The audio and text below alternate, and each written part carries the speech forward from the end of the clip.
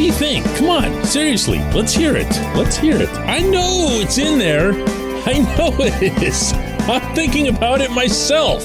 Good morning to you. Good Tuesday morning. I'm Dejan Kovacevic of DK Pittsburgh Sports, and this is Daily Shot of Steelers. It comes your way bright and early every weekday if you're into hockey and or baseball.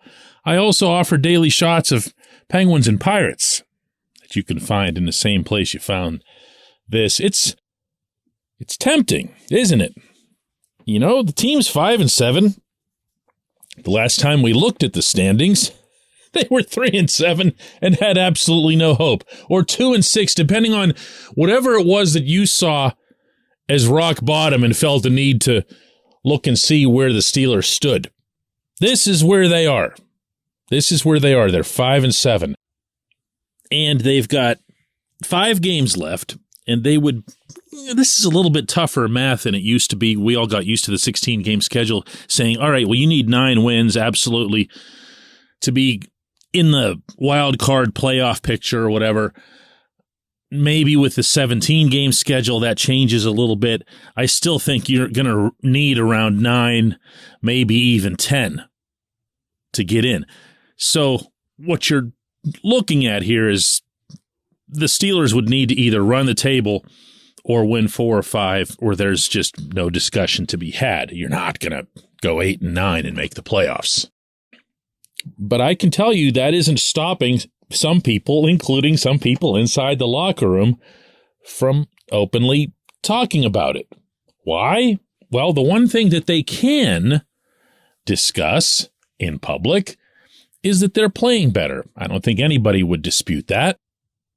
And that's a thing unto itself. Miles Jack, when we were in Atlanta, shared with me after the game the observation that, hey, the offense is getting there, the defense is getting there, special teams, we're building confidence in here.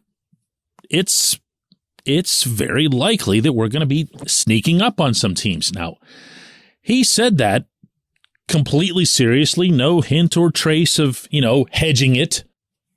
And he's got every right to feel that way. He's out there for 60, 70 defensive snaps, tackling really large, really strong men. This is a guy who's putting it all on the line with every snap. He absolutely is entitled to believe in his heart of hearts that the Steelers can do what I just described. I don't begrudge anybody who's a competitor from feeling that way. And I definitely don't begrudge them from feeling that way when they look at the remainder of this regular season schedule.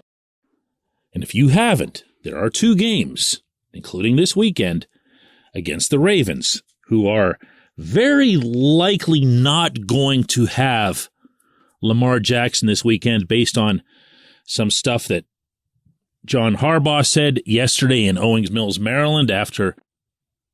And the other 3 opponents are the Panthers, the Raiders, and the Browns. What can you expect at Point Park University in downtown Pittsburgh? Respect, rigor, relevance. That's the Point Park Pledge. You'll be treated with respect while being challenged and supported academically to graduate with career-ready, relevant skills. Visit pointpark.edu to learn more. See, for me, this is more a case of looking at the whole scenario collectively way more than it is analyzing each individual matchup. These Steelers, as they currently are, without even getting any better, can beat the Panthers, can beat the Raiders, can beat the Browns, and yes, can beat the Ravens, with or without Lamar. But what has to happen for all of this to come together is exactly what I said at the outset, which is you've got to run the table or come really, really close to it. And there isn't a soul alive who could convince me that this group, as they are, as currently constructed, can put together a winning streak of 7 games or even 6 out of 7. Do you see the difference? You can't just take them one at a time. I mean, the coaches and the players can and do, but for a scenario like this, You and I can't look at this and say, well, they can beat the Panthers. Yeah, sure they can. Everybody can beat the Panthers. But the fact is, it tends to take a really, really, really good team to run off this many wins in a row.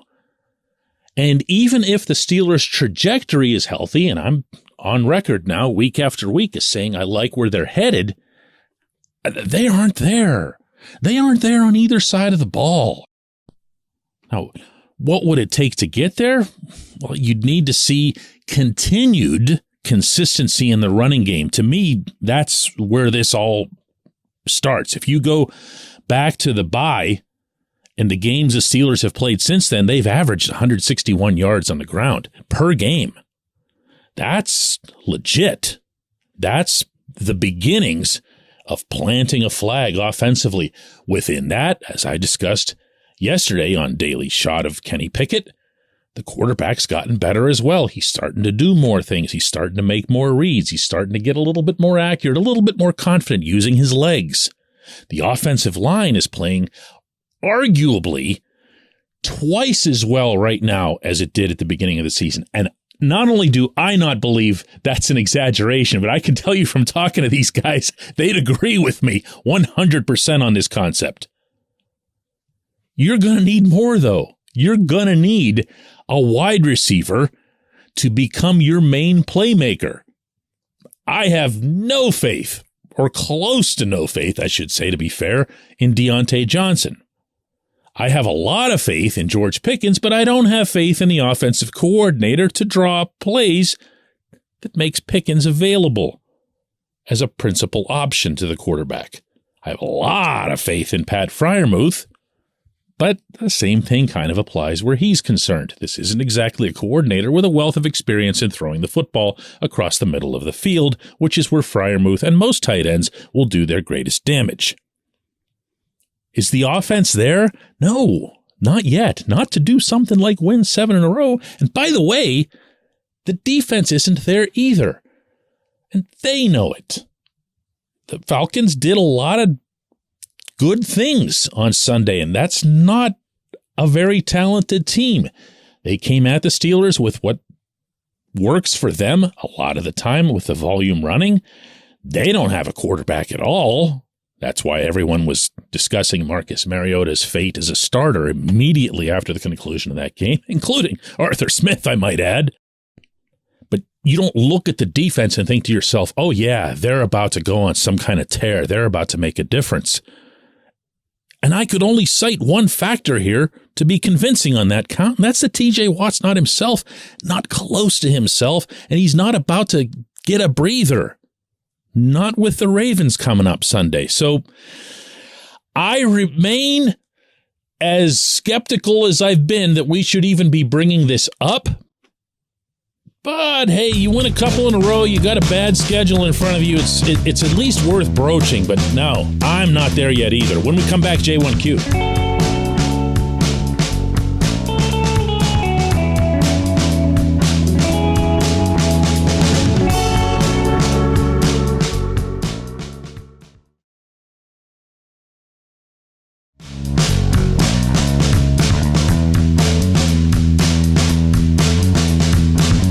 Of Daily Shot of Steelers is brought to you by our friends at Mike's Beer Bar.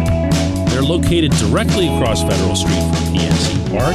They are the one, the only, the premier destination in Pittsburgh for craft beer. More than 500 craft beers available, more than 350 of those local, and more than 80 of those on tap.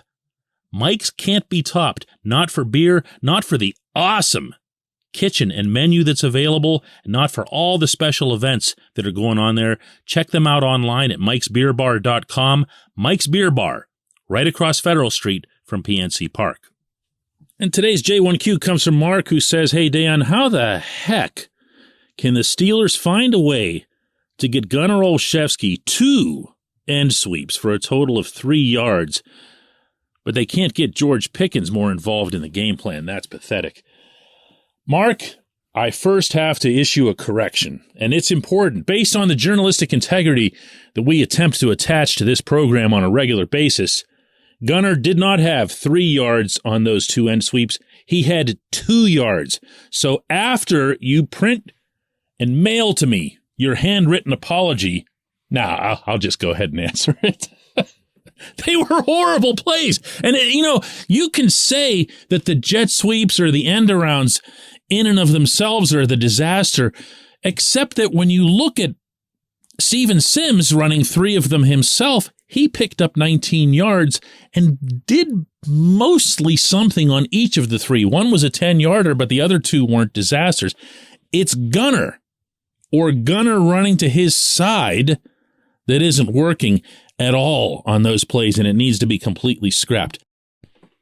George, I feel, is a somewhat separate subject, though I understand that offensive snaps are offensive snaps, and why you would ask why 2 of them would be invested in plays that are doomed before they even get started.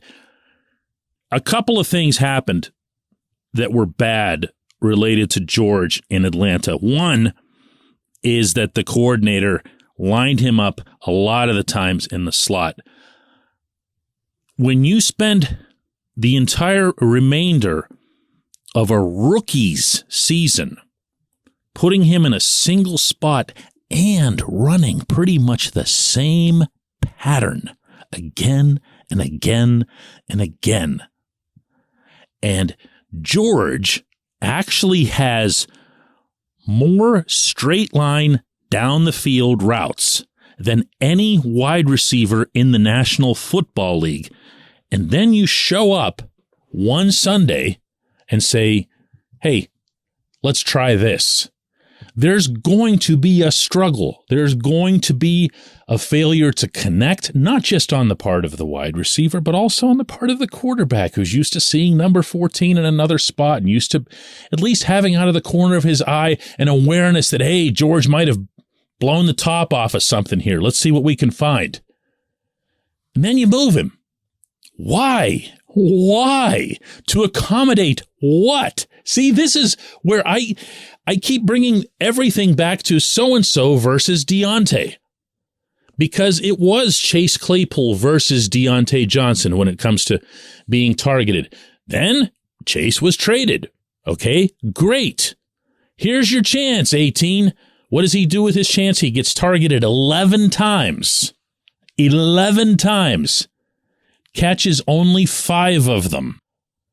One of the incompletions was a flagrant drop. Another of the incompletions was, you remember it, the fumble that was then reversed into being something else, an incompletion. One way or another, he didn't hang on to the ball. Another one was Canada's absolutely insane call to try a fade to Deontay in the back corner of the end zone. Your number 1 wide receiver doesn't make all 3 of those plays, but he also doesn't whiff on all 3 of those plays. And yeah, I know Deontay was covered on the fade. Whatever. You just don't. He's not that guy. He's not that guy that you throw that ball to, that you design that play for. You know who is? George. Because George can go up over that little dude and catch that ball. And look, I know there's going to be a lot of discussion this week about George coming off the field and stomping and yelling and swearing, throw me the blanking ball and everything else here. He's a kid. Also, he's right. He's right. He should be getting thrown the ball. Nothing was happening in these plays that looked like they involved him as a principal target, except for the 2 times. 2 times he was targeted in the game. But this isn't about, and it shouldn't be about, a personality thing, because that's not where it originated. That's a symptom.